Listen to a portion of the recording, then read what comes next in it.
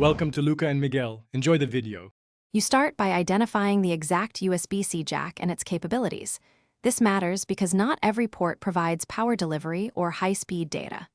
Inspect the laptop markings and system spec sheet and confirm whether the port supports Thunderbolt or only USB 2, 0/3X.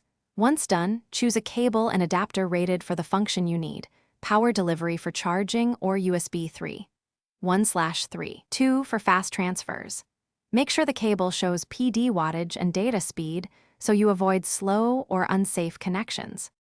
You now connect the cable and peripherals, starting with the power source if charging is required. This prevents interrupted handshakes. Plug the USB-C cable both ways until it seats.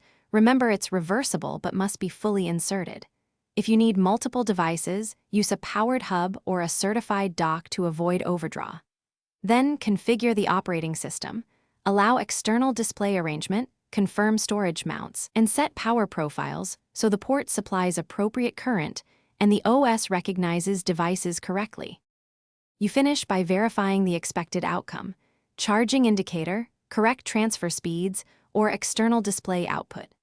If something fails, first swap the cable or try another USB-C port to isolate the issue. Cable failures are common.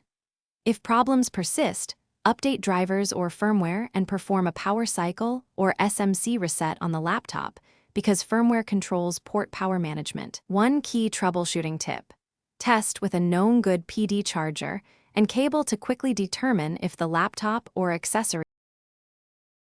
Thanks for watching and please subscribe. It's the best investment you'll ever make.